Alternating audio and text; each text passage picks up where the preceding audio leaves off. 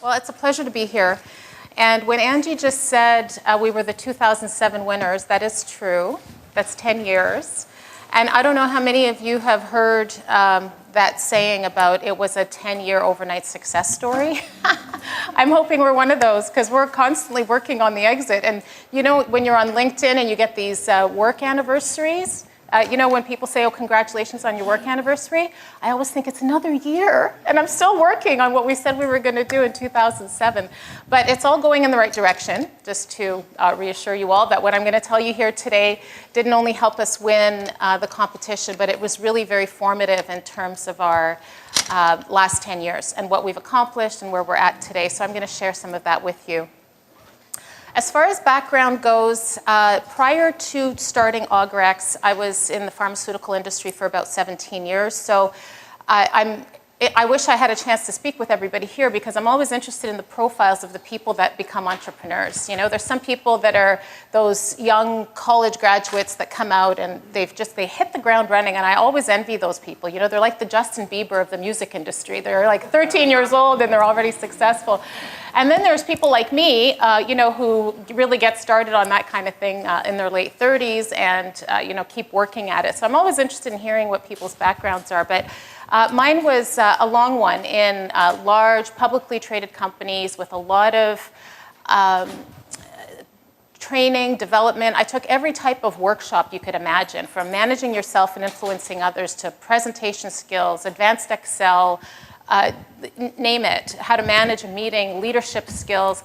And so when I started this competition, I thought, okay, I'm so set. Like you know, we've got what it takes. How much am I going to learn going through this competition? I just want the money at the end of it so that it can help me out as far as this venture goes. But I could not believe how much this competition made a difference. Despite the fact that I thought I had really had a lot of coaching and development throughout my years, and had an MBA and a bachelor's degree in science, and this course, this whole competition really brought it all together. It was like all those elements that you hear about, you know, how to, you know, raise money, how to do this, how to create a business plan.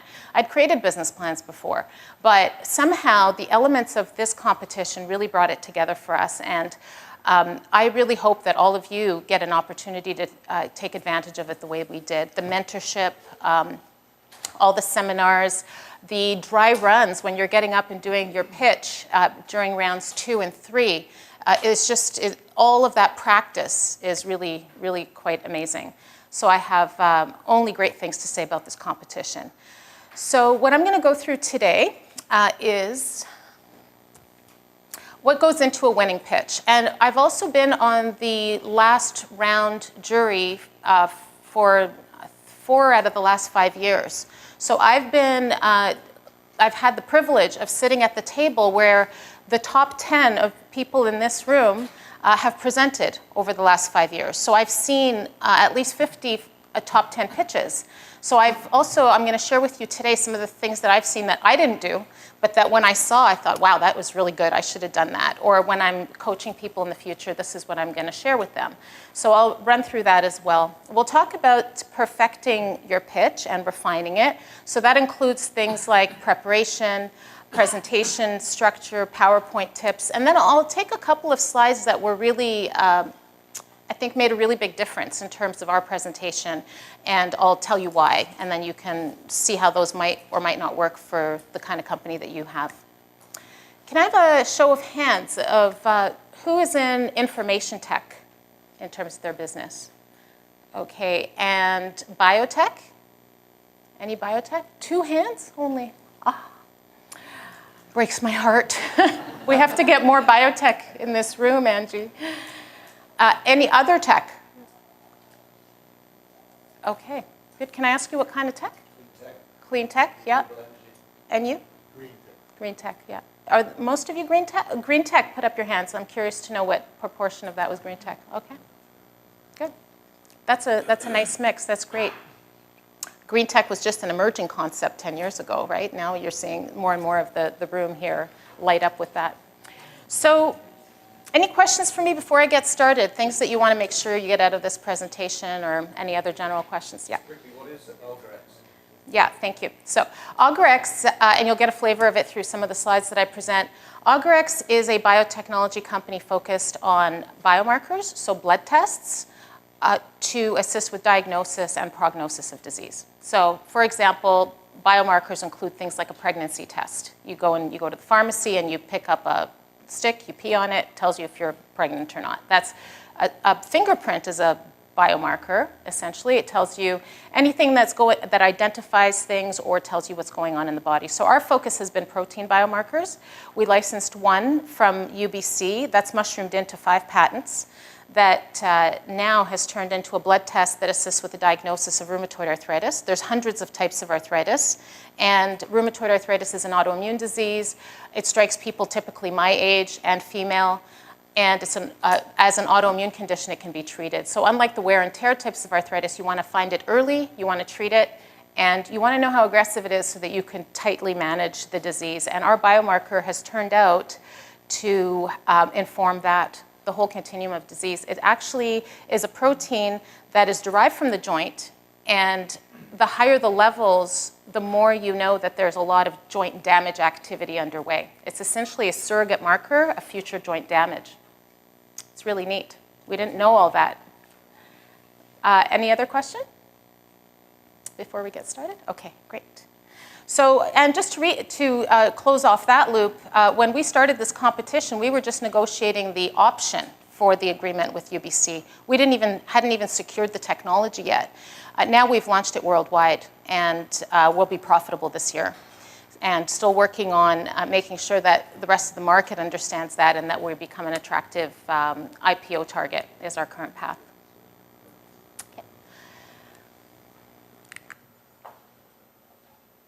Okay. All right, so I like this quote. It says, "You earn your trophies at practice. You just pick them up at competitions." All right, so a lot of the presentation that I'm going to talk about today is really that. It's the preparation, it's the getting you to when you get to round 2 and you're putting your package together to present, and then you're getting to round 3 and you're preparing your package to go to the top 10. What does that look like? And even if you're not going to continue on in the competition, I'm hoping that some of the information I share with you today will be useful for you as you do pitches, because I want to have you all know very clearly that there's a lot of companies that never finished in the top 10 that are some of our biggest performers in BC and in Canada and who actually partook in this competition. So it's not because you're not in the top 10 that you're not going to be a winner. So do not be discouraged. Just take the information you get along the way here and use it where you can to help you. So the anatomy, if you will, of the presentations that go on here are very specific in terms of what the competition is about, what you need to showcase, and how you do that. So this is really very elemental as we talk about this. So it all comes down to 3 things, and in order of importance, not necessarily in order that you're going to present it, but it's about the people, it's about the market, and it's about the technology. That's what you need to demonstrate in this competition. Now, there might be some of you who are running companies where you're actually not aiming necessarily for an exit, or not planning to get a whole lot of shareholders that you want to make a lot of money for. Maybe you're starting a business that's going to be highly profitable, that is going to make you and your family very wealthy. That's all good. That's not the place for this.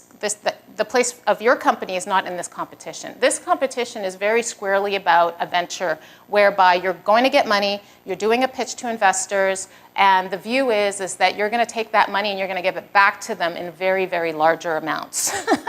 Okay, so I want you to just contextualize that, because there are many different types of businesses, and this competition is really built for that. Okay, that's the kind of competition it is. So, and when I say in that importance is because Daniel Musica from UBC said, you can take a C technology, so something that looks like, I don't even know if this technology has legs, and you put it with an A team, and they will make it an A product, right? And the converse is true, is that you can take an A product and you put it with a team that doesn't have what it takes, and they'll ruin it. That's just fundamentally the case with almost anything. So the people and how you explain how the people in your team are going to make this happen is paramount. That has to get across in the pitch. Because if people don't believe in you, they're not going to give you money. They're not giving money to a technology. They're not giving money to a market. They're giving money to people who they're entrusting are going to actually do something with it that's much greater than what was given. Does that make sense? Yeah. So the second important thing is the market. There has to be a high unmet need.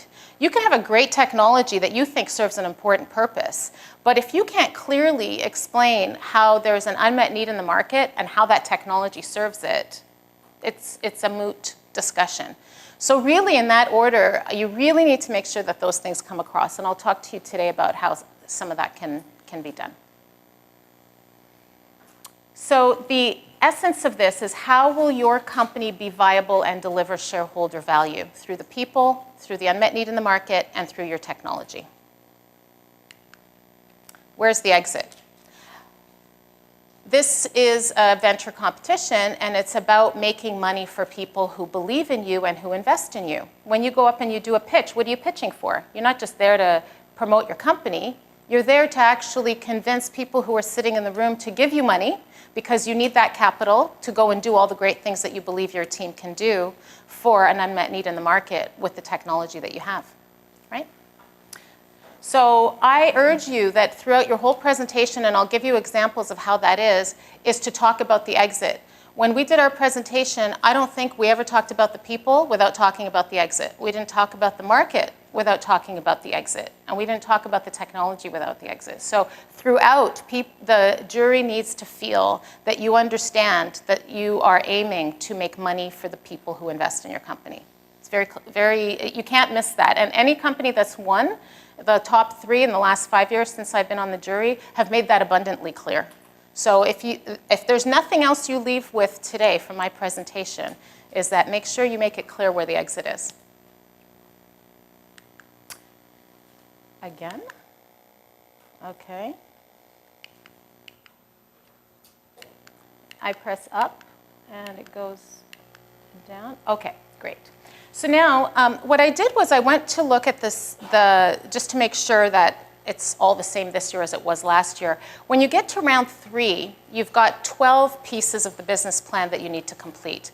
All 12 of those are up here, and not necessarily in the order that they need to appear in your business plan, but these are the elements that constitute your business plan. And from round 1, 2, 3, and into your final presentation, these are essentially what you're going to be presenting on paper that is going to create the top 20 of the top 25 that end up distilling down to the top 10.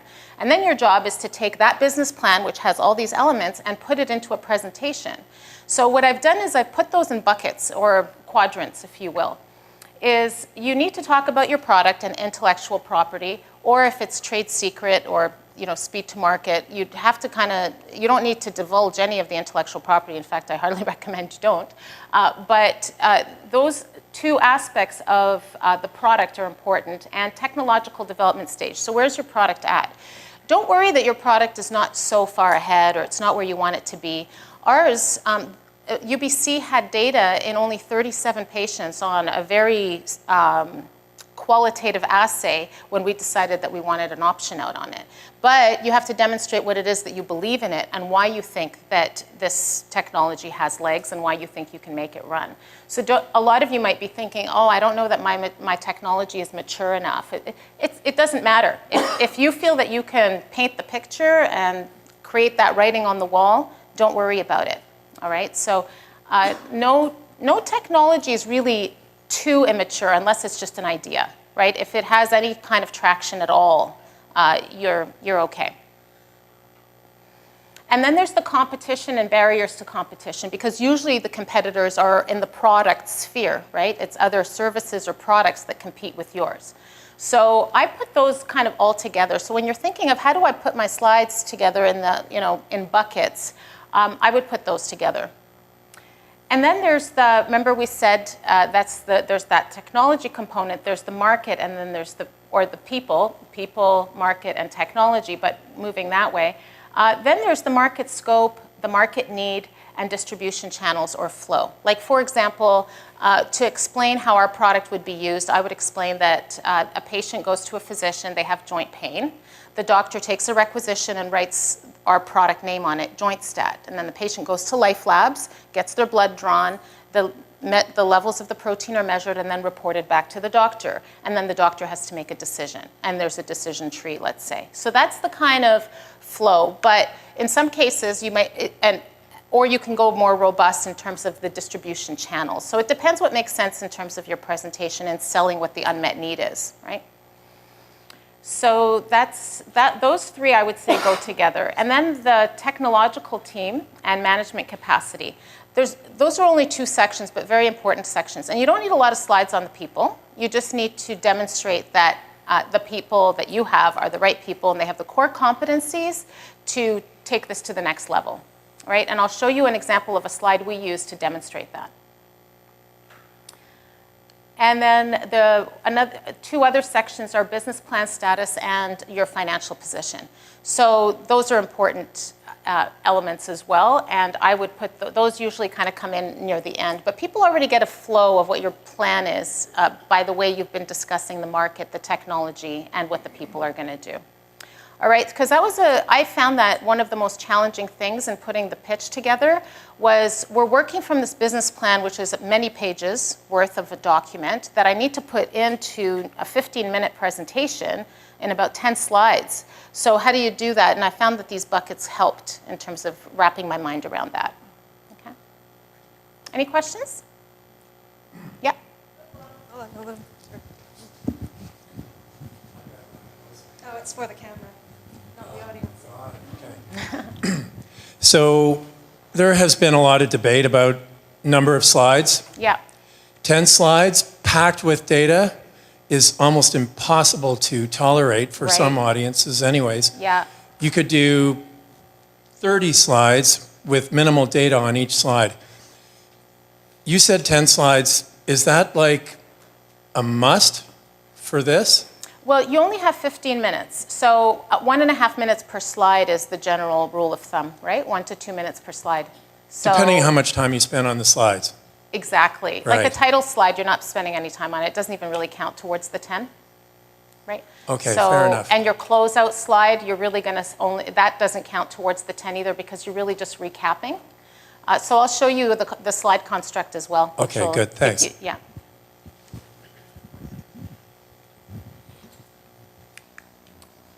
Okay, seriously, I'm pressing in the right direction and it doesn't do that. Let me see. All right. Actually, let me pause for a moment and take the opportunity to tell you what this problem is and how you need to mitigate that when you're in your presentation. So when you're doing the pitch, I recommend that you find a way to practice with the material that you have ahead of time. We've had people who have come to present who are even sometimes if you're going to use certain media and the internet connection is slow, it can ruin your whole presentation. You know, people have wanted to show videos or do different things. So be very cognizant of the fact that knowing how the different tools that you're using work is really important because you'll lose time during your pitch. Right now I have the luxury of being casual and I'm not pitching you, but this is a really important point and I'm glad that this has occurred so I could tell you that. So I guess your question was really bringing me right into the next slide. So it's the main deck should have about 10 slides. And again, not in necessarily this order. You decide the order on the best flow of the story that you want to tell about your people, the market, and the technology. But the people slide should be around 1 or 2. The market, 4 or 5, and the technology, 4 or 5. It really should be all you need because everybody in that room, the jury and the judges, will have already read your business plan, right? So this is an exercise in the pitch. You're actually not trying to convince them that you have a thorough business plan and it's all been well thought out. They'll know that. That's why you got to the top 10 in the first place. This is really an exercise in delivery. This is an exercise in convincing the people that you've got something that is worthy of being invested in because you're going to bring them back a really big return. All right? The first and last slide of the deck, I would say don't really count into those 10 slides because they're very brief and they're really just visual to give your audience a view of A, what you're going to try to sell them on, and B, for the last slide, is you're just summarizing the winning components. And I really recommend that you do have a a first and last slide to do that because it really ties it up with a bow. So our first slide said, so it had why we have the right people, the right market, and the right technology to get you a return on your investment, and why Augrex is going to bring a big shareholder return. This is what we're going to tell you today. So it was very clear, very succinct, and it captured the audience. I've seen presentations started in so many smart ways, like through asking a question. But it has to be very relevant and has to lead in pretty quickly into what you're going to say. But your opening really has to capture the audience and convince them. Let them know what you need to convince them of. Or ask them a question that makes them think, yeah, we actually really do need that. Right? So there's different ways to open, but capture. And then at the end, summarize. The backup deck. Okay, so you've only got 10 slides in the front, plus your intro slide and your summary slide, but the back deck can be huge. Don't hold back. Just know the order that you have them in, and I'll give you some tips on how to figure that out, although I'm sure many of you are tech savvy enough and you do many of the things I'm going to show you, but just in case some people don't know, your back deck should have everything that you really want. You have to really decide between what you want to tell everybody and what they absolutely need to know, right? There's a big difference between what they absolutely need to know and what you really want to tell them. Everything in the back deck should be what you really want to tell them. So if you have somebody in the audience who knows your space as well as you do, and there might be, that person is going to have a technical question, and you're going to have that slide in the backup deck, right? So anything like technical details or diagrams, potential risks, a SWOT analysis, any next steps, deal scenarios, if you're going to try to convince them that, yes, you have a saleable company and you have some analogs in the market, look at this company was sold for this much, and that kind of, have those examples in your back deck. Okay, so that's kind of like your stash of things that is going to help you handle the Q&A. I've seen people handle the Q&A only verbally with no slides. It's never as strong. So try to anticipate, and the beauty of this competition is that by the time you get to the last round, you've already had dry runs for a couple of times to kind of really figure out what it is that people ask that you can put in your back deck, right? Because you'll have fielded almost every question, which is something I loved about this competition. We were asked all the hard questions the whole way through. It made us better.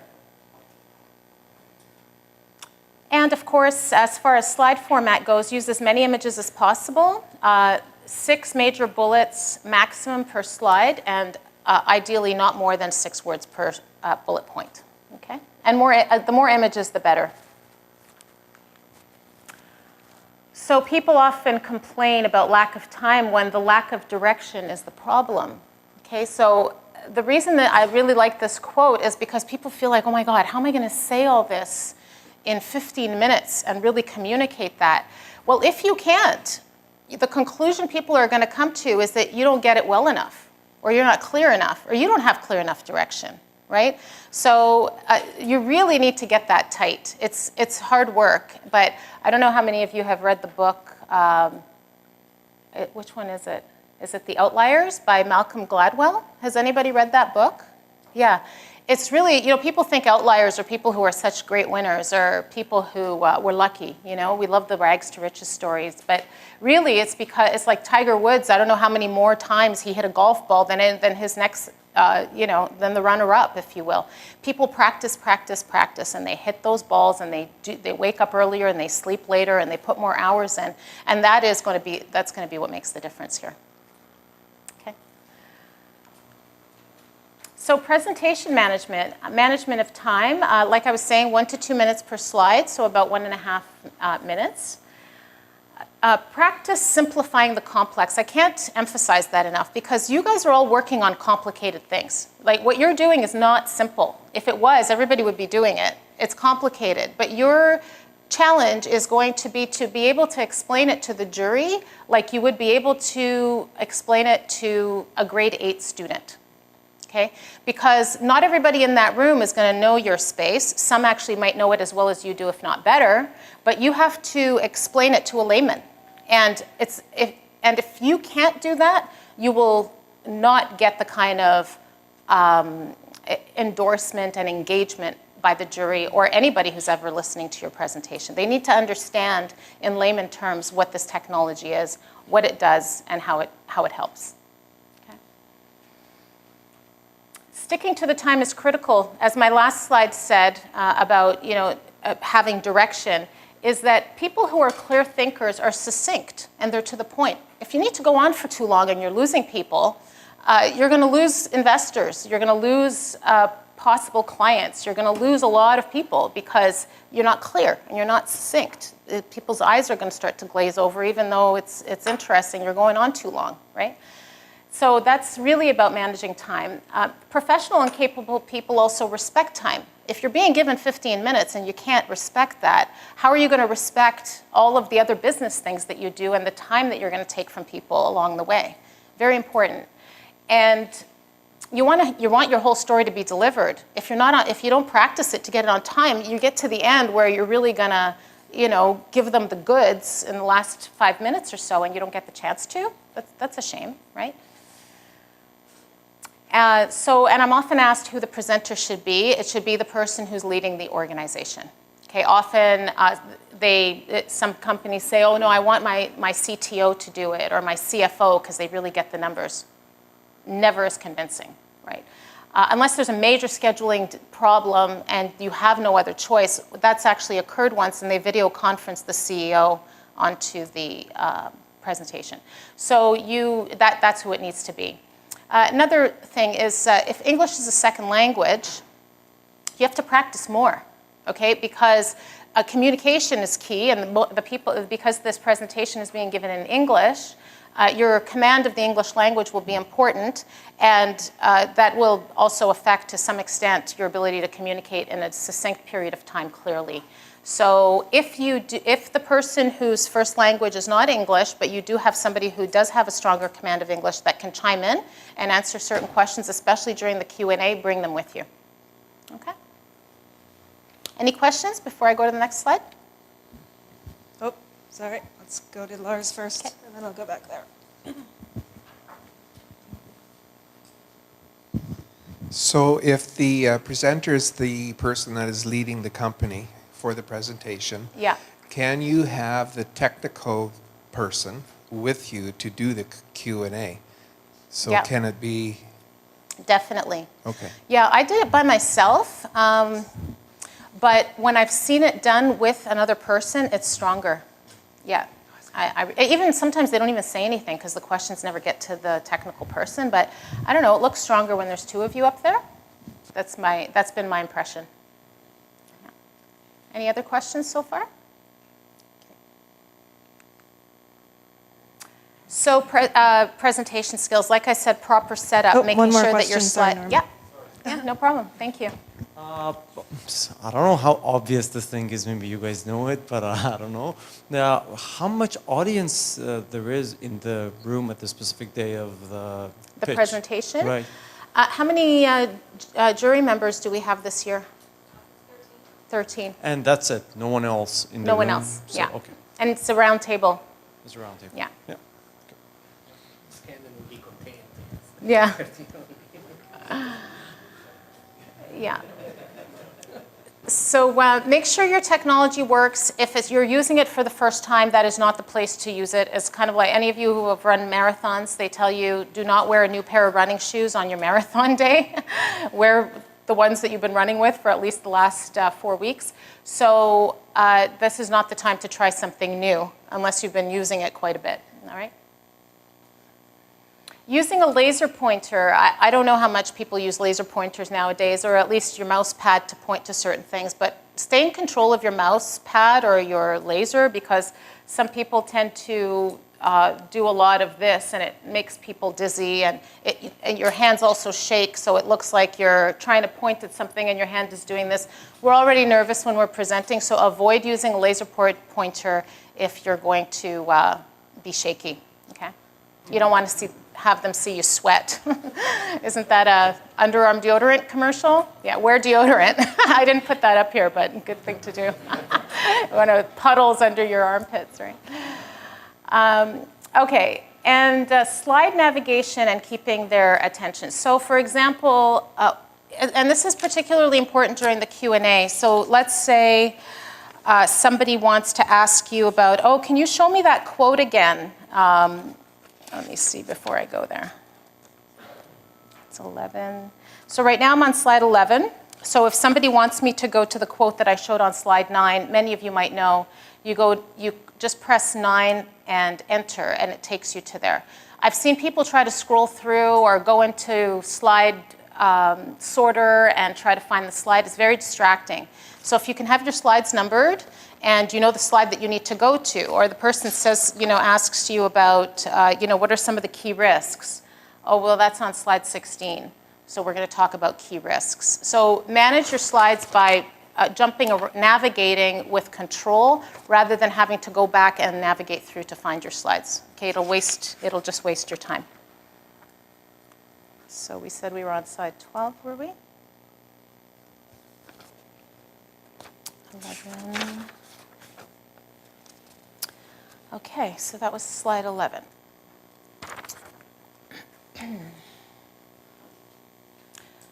Practice 20 times. I don't know why that's a magic number, but once you decide what you're going to say and you've got it in your slide deck, practice, practice, practice.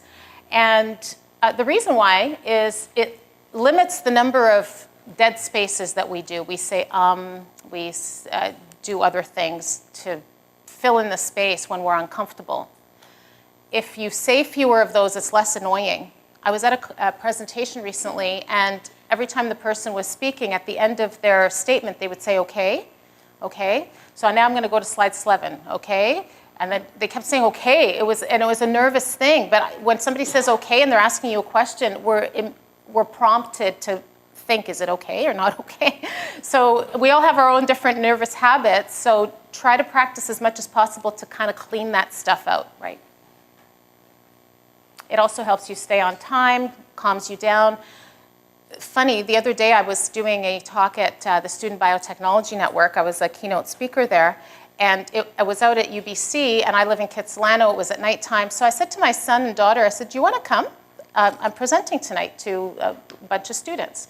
And they said, not really, Mom. I said, no, come on, I need some good critics, right? My son is 11, my daughter's 15. So if any of you know teenagers, they're the best ones. They are so critical, right? They will clean up your act in no time. So once you feel like you've got it really good, run it by if you have a son or daughter that age, or a niece or nephew, or the neighbor's kid. Have a teenager sit down and listen to your presentation. They will tell you everything you've done wrong. So during that presentation, I have this habit, and you've probably noticed it, and now you're going to notice it because I haven't worked through it yet, is, if you haven't already, is I do that a lot when I'm talking. And my son says, Mom, why do you keep doing that? You sound like you're spitting.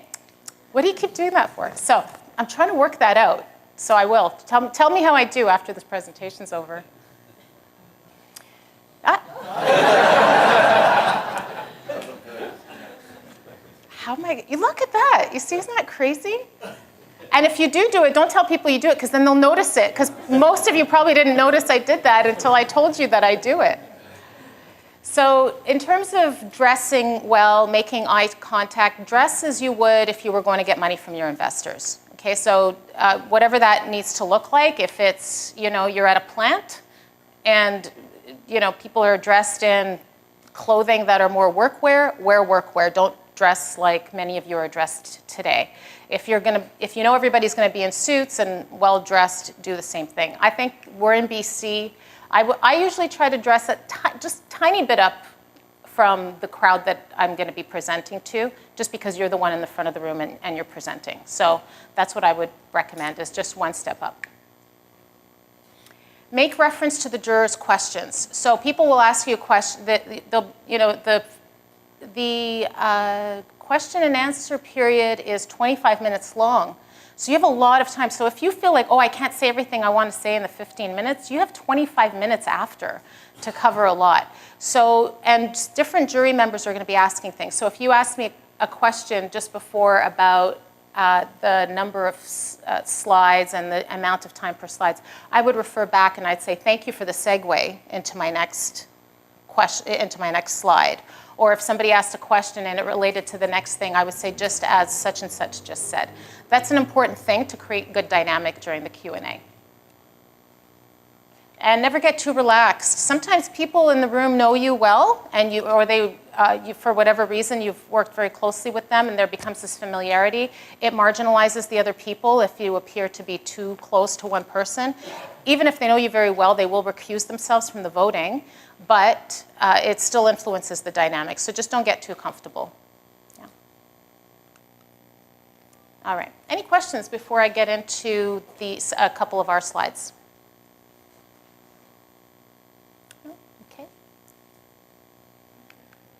All right. Here's our people slide. I'm using the exact version that I used then. I'd probably change the colors and brighten this up a little bit right now. But this slide here, if you look at the left-hand side, it's identifying what the critical skills are that we would need to make this company happen. And we put these X's, our Ogrex check mark, alongside those to demonstrate that all the people on the right here, after I went through their profiles, had what it takes to do that. So we know what skills are needed. We found the people to help us do it. And then they know as you continue to go on and you find more gaps, you're going to know how to fill them. I've seen people also really nicely put pictures of people and talk about not only the person, but their skill sets and how it's needed in the company. In contrast, I've seen people talk about a person, like whether it's the CFO or otherwise, and they talk about all the things they did, but they don't link it to how that's critical for the current organization, right, that's being run. So that's a really important thing. It's not really just important to show a picture and say what the qualifications are. It's why do they have what it takes for what we need to make this successful. That's a really important thing. Also, the commitment. So when you start up companies, there's a lot of loosey-goosey stuff, you know? I know I felt like that. This person is working a 0.4 FTE, and this other person's a consultant, and that person I'm giving equity to because I don't have cash. So you need to show that the construct of these relationships is formalized as much as possible. The other thing that is really important that I thought what made a big difference in our presentation was when we were talking about the biomarker market. And again, this was not only, so I'll just go back for 1 second here. I want to talk about the exit again, is that I was highlighting here that almost everybody out of our team had experience, whether it be with venture capitalists or securing funding or startup companies, moving them forward and being involved in one way, shape, or form in the sale of organizations. So that was really important, is to show that people have skill sets to keep, having an exit in mind. Again, this is pretty much an exit slide. I know it doesn't look like an exit slide, but it is. Because what we say is there's so many positive influences in the market for us. There's support from capital markets, there's high chances of success compared to drug development. You're taking blood out of a patient, you're not putting a drug into a patient. As a result, it's relatively short timelines, it's less capital intensive with a lower burn rate. There's so many technologies when we want to become a multi-product company to work with. And there are patented biomarkers in multiple indications. So when you have these influences, you get a lot of startup companies like us. When you get all these startup companies, you end up having a very fragmented market. And what happens with these fragmented markets is you get industry consolidation. People buy you, right? So this is an exit slide. This is essentially telling everybody our market that we're going to be in is just perfect for an exit. It's almost sure to happen.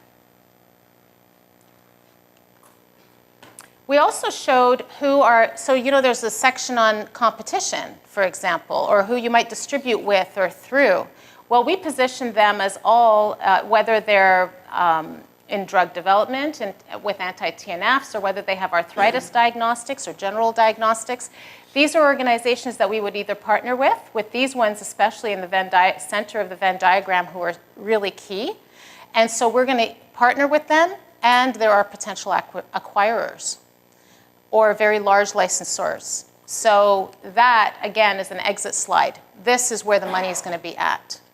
So it doesn't matter if you're talking about your competition, your partnering, your distribution channels, your people, you weave in the exit. That you're cognizant of how the exit fits in there. Yeah, sure. Oh, sorry, microphone. I forgot the question. I'm joking. For example, if you decide to approach the intersection is the best company, so how you approach them? Like you approach them at the beginning, you approach them at the end, you approach them before the investor coming, after the investor coming. How do you? Oh, good question. If I'm doing product for Roche now, Yeah. what's the best time to approach Roche? Yeah, good question. So we had already been talking to Abbott, for example, and that was something that when I was on this slide during my presentation, I said we'd already been in a meeting with Abbott we were doing more fact-finding, like we have this biomarker, what are some of the key things we need to look at? So we actually approached Abbott to have that conversation. It wasn't to say, oh, we have something that we think you want to buy. We have something that we want to develop forward with you as a potential licensor in the future. What does that need to look like? So we did highlight that during the presentation as well. What if they take your idea and then say, oh, we don't need you, we can do it alone? I know, we always worry about that. And I have to tell you, I also worried, well, should we have a CDA in place? You know what, these companies are very busy and they have very big pipelines. And typically, we think our idea is so great. We almost don't want to tell anybody about it, you know? But the truth is, nobody has time for our idea. It really is the truth. Unless they see some serious traction, and even then, it's always going to be visible, because at some point you're going to get visible. Somebody will always have more money than you. Somebody will always be able to do it faster than you. So it's really, people worry a lot about confidentiality. The truth is, most people do not have time for us or our idea. So I don't know if that resonates with anybody, but that's been my experience. It's worked for us, yeah. Yeah. Key risks. This was a very important slide. It was in our back deck. I didn't talk about it at the beginning because I knew the question would come up. So key risks is around, we put in technical risks, intellectual property, statistical risk, commercial risk.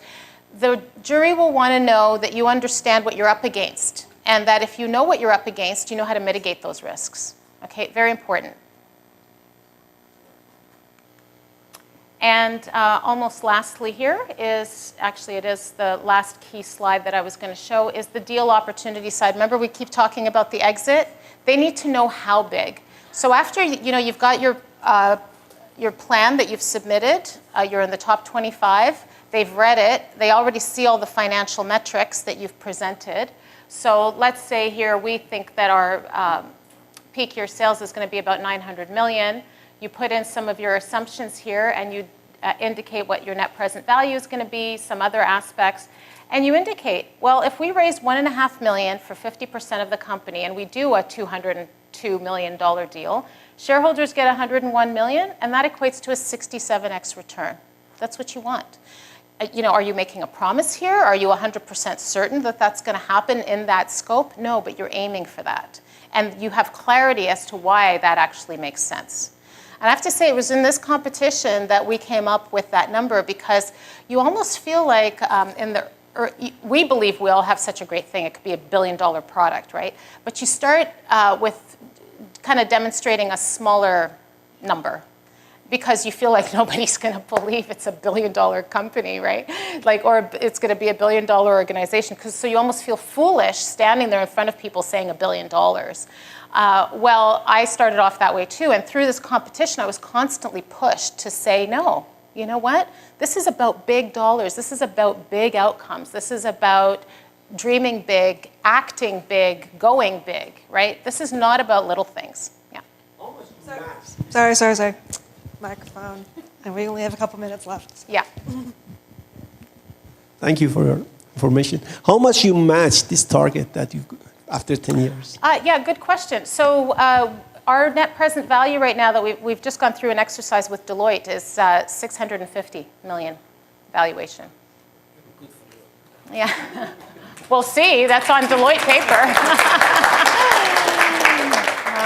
It's only worth that when somebody pays you that much for it, right? Yeah. But I believe we're on track. And it was thanks to this competition that we thought that way. So this is really the last slide, and really in keeping with don't be afraid of size. Don't be afraid of painting a big exit. Because what I like about this quote from Michelangelo is he says, the greatest danger for most of us is not that our aim is too high and that we miss it, but that it's too low and we reach it. Isn't that great? Like, what a shame to set your sights this low, and of course you get it, and then you go a little higher, and you go, why not go all the way? You can. That's why you're here on a Saturday, and other people aren't. So good luck to you all. I don't know if we have more time for questions, but I'm happy to field more. One last question. I see one hand. Could you just back it up to the risks slide again? Pardon? Last Just slide? Risks. Oh, the risks? Okay. All right, and we will share the slide deck along with all the slide decks of today on our website.